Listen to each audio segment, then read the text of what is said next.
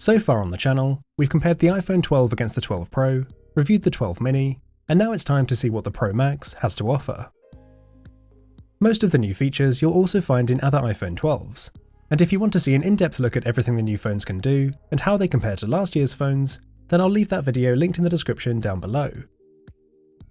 On the surface, it seems like the 12 Pro and 12 Pro Max are simply two of the same phone but in different sizes. But just as we saw in the 12 and 12 mini comparison, there are actually a lot more differences here than it first appears, and in this video, I'll be explaining all of them. I've been using the Pro Max as my main device for the past couple of weeks, testing out the new cameras, the battery life, and what it's like to use Apple's biggest ever iPhone. In this video, we'll be finding out how the Pro Max compares to the rest of the iPhone lineup, discussing its pros and cons, and seeing whether its superior cameras can justify its higher price tag. Let's take a look.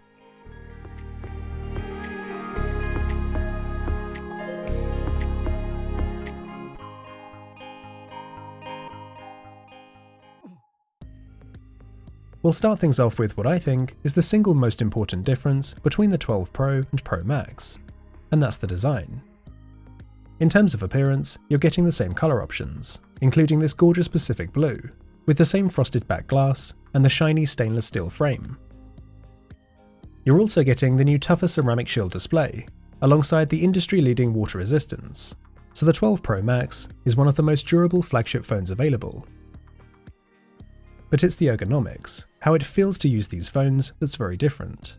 And if you've seen my mini versus 12 video, then you'll find that the design comparison here is essentially the opposite. The pros of the compact 12 mini become the cons of the huge 12 Pro Max, and vice versa. The Pro Max is the biggest iPhone Apple has ever made, and also the joint heaviest, and you'll really notice this using the phone every day. It feels heavy in the hand. You can almost feel it wanting to tip towards the ground as you hold it, whereas the Pro has a much more reasonable weight. I think the regular Pro strikes a nice balance between being fairly light, but also having enough weight that it still feels like a premium device, compared to say the iPhone 12. But the Pro Max for me is just a bit too heavy, and comfort becomes a pretty important factor when these are devices you'll hold in your hands every day. Its size makes it difficult to reach across the phone, and especially up to the top corners, so one-handed use is basically out of the question. The regular 12 Pro, though fairly big itself, is just much easier to handle. It's more comfortable to hold, and fits into your pockets much more easily. The Pro Max's bigger size does come in handy for things like typing though, and with the larger keys that have more space between them, this is the easiest typing experience on an iPhone so far.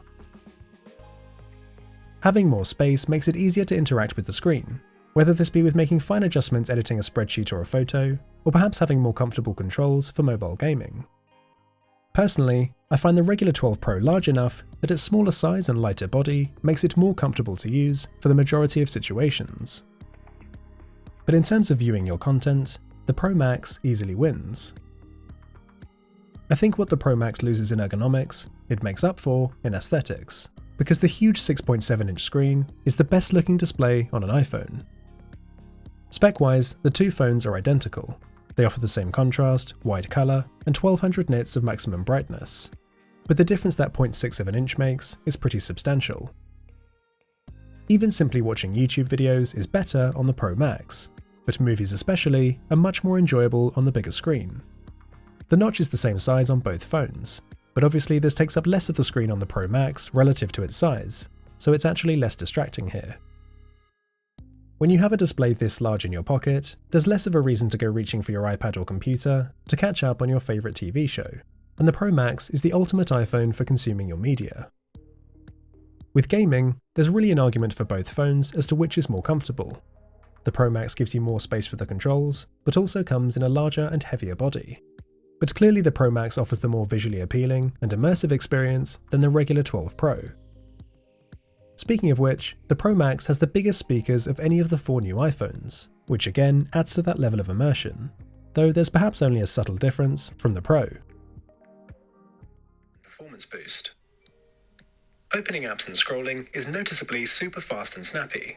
But to be honest, I didn't notice a drastic difference compared to the Series 5, and I think a lot of the speed boost is actually due to optimizations in watchOS 7, which of course is also available on older devices like the Series 5. What was more interesting to me is that the new watches gain the U1 chip. It's not just with media that the bigger screen comes in handy. You'll often see more on the screen at one time for different apps and menus, or otherwise, you'll see a bigger, easier to read version of the same content. But as good as your content looks on this display, I just wish Apple would let us do more with it. iOS 14 does finally bring picture-in-picture to iPhone, but that's it for multitasking. You can't split this screen to run two full-sized apps, for example, like you can on most Android phones. It just seems like a waste when you've got such a big screen like this to not take advantage of it. The Pro Max doesn't even have more rows of apps than the Pro. You've just got bigger icons and widgets with more space between them. iOS 14 is the same on the 12 mini as it is on this 12 Pro Max, which ultimately is a shame, and I wish Apple would let us exploit that larger screen size to its full potential. Moving on now to the cameras, this is one of the most interesting differences between these phones, because unlike in previous years, the Pro Max actually has different main and telephoto lenses to the Pro. Its new main lens has a 47% larger sensor and larger pixels than the Pro, offering better low-light performance. It also comes with a new OIS system that stabilizes the sensor as opposed to the lens, similar to what you get in a DSLR. Its telephoto lens has a new 65mm focal length, offering a 2.5x optical zoom versus the familiar 2x zoom on the regular Pro. But the ultra-wide lenses are exactly the same, and in fact this is the only camera lens that's the same on all 4 new iPhones.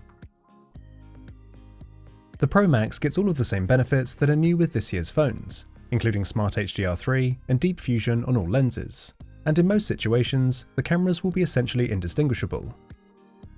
With identical ultra-wide lenses, there's no difference here at all.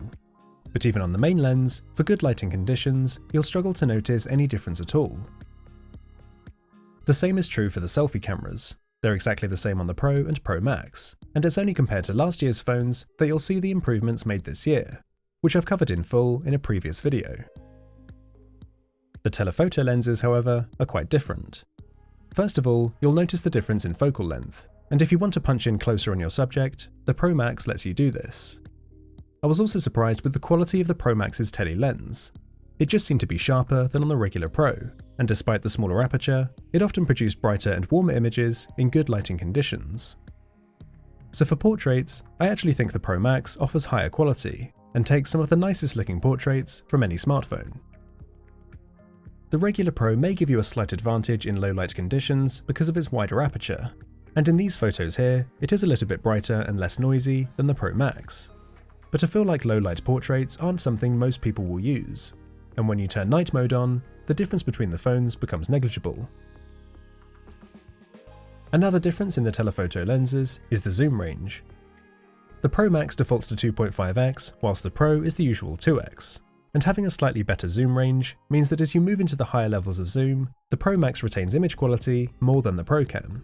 So by 5 and 10x zoom, the Pro Max images are a little bit sharper than on the Pro, and it also maxes out at 12x rather than 10, but that's only a minor difference. So the step up to 2.5 times optical in the Pro Max is a small improvement, but there's really no significant difference from the regular Pro, so it's not a strong reason to buy the Pro Max instead. To be honest, I not only think that the Pro should have the same telephoto lens as the Max, but also that Apple should have taken the phone's zoom capability much further. In terms of range, this is only a slight improvement from the 2x zoom we've had since the very first dual-lens iPhone, and when you compare this to Android phones like the Galaxy Note 20 Ultra, which have far superior zoom ranges, the incremental improvement made to the Pro Max just doesn't seem enough. So there's only a minor difference with the telephoto lenses, but it's the main camera's low light performance that I was most interested in, especially after hearing Apple's bold claims of 87% better low light photos. But having tested the cameras out extensively, I rarely saw a difference in performance at all. The Pro almost always captured an image just as bright and clean as the Pro Max in dark conditions, so the low light performance was actually pretty much the same across all 4 new phones. Since the larger sensor captures more light, the Pro Max would sometimes be able to take a regular photo where the Pro would need to switch to night mode, and that's the main difference I noticed between them.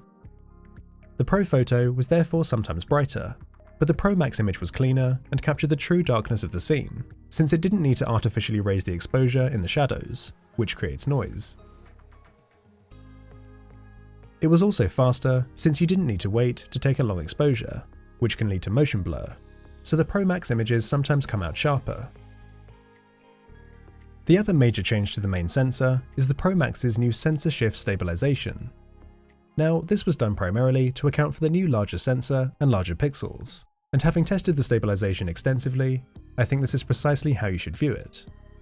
Yes, the stabilisation is fantastic, especially when you're quickly panning the phone around and chasing your subject, but I just didn't really see any difference from the regular 12 Pro, or at least you'd have to look so closely to spot any difference that there's no noticeable improvement from the Pro's standard OIS. And I found a similar result with taking photos too, for example with keeping my hand steady to avoid motion blur. I purposely recorded these videos at sunrise on a cloudy winter's morning to really challenge the cameras in relatively poor light, but the only significant difference I noticed is that the Pro actually had a sharper and cleaner image than the Pro Max. You can see this pretty clearly in the grass, for example. With all of the fancy marketing behind the Pro Max's new camera, I just didn't see the substantial low light or stabilisation advantage that I expected. And interestingly, the Pro even performed better in some scenarios. The final point I want to address about the camera differences is that the Pro Max isn't able to focus as closely on a subject as the Pro is, again because of the larger sensor. These photos are taken at the minimum focus distance for each camera, and the difference is pretty clear. So although the main cameras normally perform very similarly, you may find the Pro the more useful phone for close-up photography. The issue extends to close-up video too, and the Pro Max isn't able to focus as close nor as quickly on close-up subjects as the Pro. The problem reminded me of the issues we had with the 108 megapixel sensors on some of the Android phones we've tested this year, and though the problems are nowhere near as bad here, it is the same kind of issue, so the Pro Max's larger sensor isn't always a benefit. I think my overall take on the cameras is that, yes, the Pro Max camera is ever so slightly better overall. The telephoto lens is a bit more capable, and the main lens usually performs better in low light. But because the situations in which it pulls ahead are so specific, and because of those few limitations we've just covered, I personally struggle to justify the extra $100 purely based on the camera. And I think even those who simply want the very best iPhone camera may actually prefer the 12 Pro to the Max, depending on how you want to use the phone. One of the features I'm most looking forward to is Apple Pro RAW, which will finally bring RAW photography to the iPhone and give us the full information of the photo. And as an editor, I'm pretty excited to see what this will bring. I think this will not only unlock the full potential of these phones, but perhaps highlight the benefits of the Pro Max's larger main sensor. It's likely that this feature will be delivered alongside the next major iOS update coming very soon. So let me know in the comments if you'd want to see a follow-up video on Apple Pro RAW once it becomes available. So the final thing to compare with these phones is the performance, and I'm not talking so much about speed here. In fact, one of the things I like about these new iPhones is that if you want to pick based on the size or the price of the phone, you don't have to worry about any compromises with performance. All four phones come with the U1 chip, 5G, and have the exact same processor inside, the fastest processor in a smartphone at that. But the Pro models do have a higher 6 gigs of RAM and a larger base storage of 128 gigabytes. But in terms of a difference between the Pro and Pro Max, there's really nothing in it in terms of performance.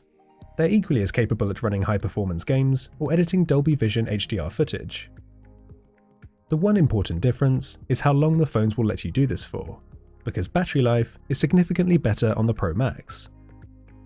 I was comfortably getting above 10 hours of screen on time with the Pro Max, and you can actually see that throughout the week, I kept trying to increase my usage to test the battery limits, on some days reaching 15 hours from a single charge.